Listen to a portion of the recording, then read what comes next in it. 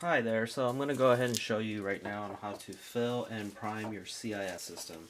So if you're setting this up for the first time and if you haven't got it pre-filled or empty, this is the best way to show you how to actually fill these guys up and also prime them.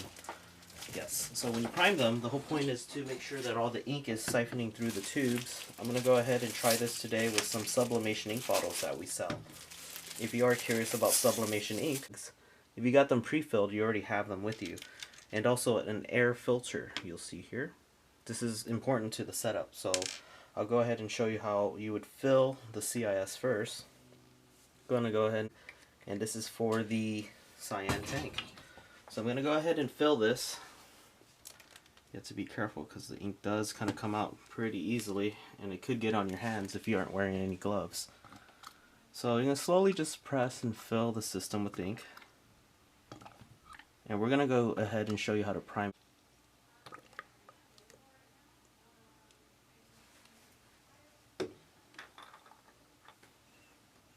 Okay, so now that we have everything set up here filled with ink, we're going to go ahead and prime the system so that the cartridges can actually have some ink going through them. But before we do that, we're going to go ahead and close the tops off here. So you have these rubber plugs, and you can kind of just align them and make sure that the colors match.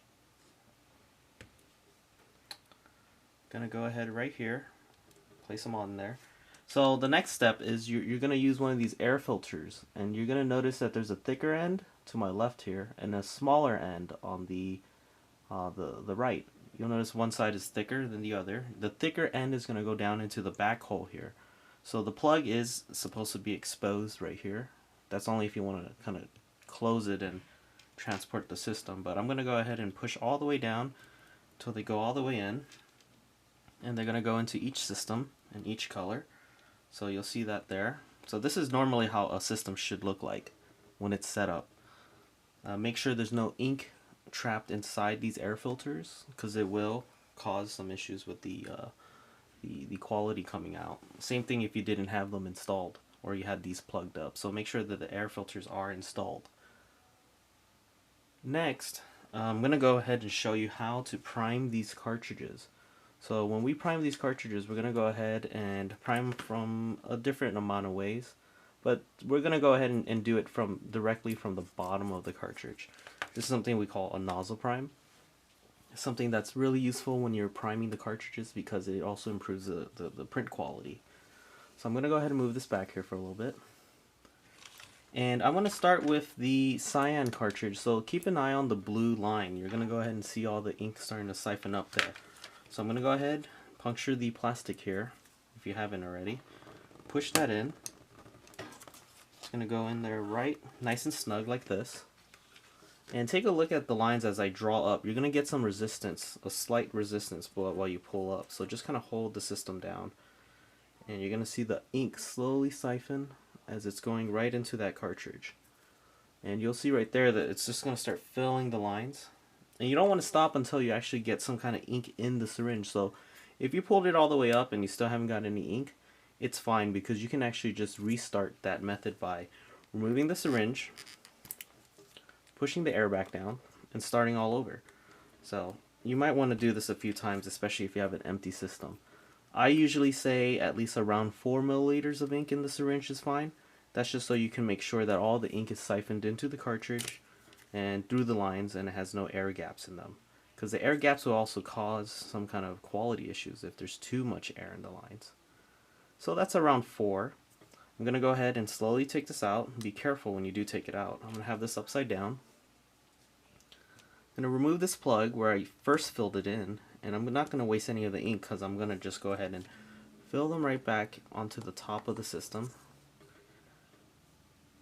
It's good to make sure that you have each syringe probably labeled, or at least eyeball it, just to make sure that you're not mixing the inks into the syringe, because you don't want to cross-contaminate colors. Once you do that, you might have an issue, especially with yellow, where they're all going to get cross-contaminated.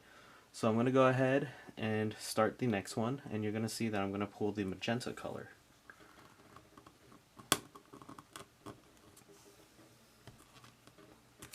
And you're going to see the line start to fill.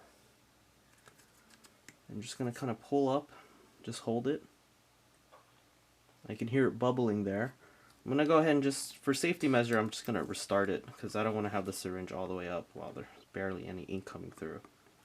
You have to be careful because there are some times where ink will start to seep through the cartridges. That's just all the pressure that's being built in there.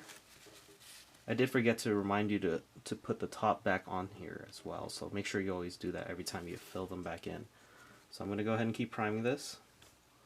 Hopefully you can see here. So I'm starting to get some ink into the syringe. Just kind of hold it up, let the pressure kind of build. There's like a vacuum here. So we got around, again, 4 milliliters. I usually say that's around the best spot to get the ink. So I'm going to go ahead and slowly take out the cartridge, the syringe. Take this top off. Fill it back into the system so we're not wasting any ink.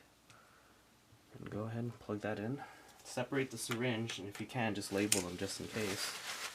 It is a messy process because you have to make sure that the ink tanks aren't going to leak inside the printer, so we're going to keep going. Oh, see, I almost messed up there. I didn't puncture it, but that's what I was saying. You have to make sure you label your syringes. So this one's for yellow. Okay.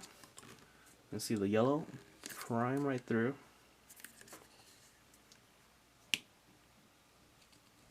Just gonna hold it up.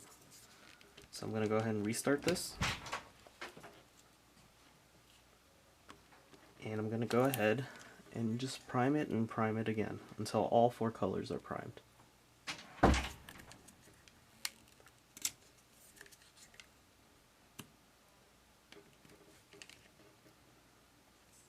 See, if you get a resistance like this where the syringe is coming back down and no more ink is coming through, the best way to go about this is kind of hold the plunger up, and while it's being held up, I'm going to go ahead and twist the syringe body.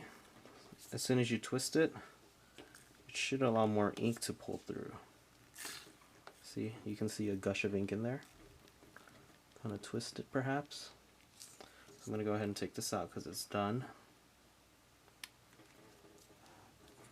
Take the top off, refill it here, plug it back up, separate the syringe, and we're going to do the black color last here.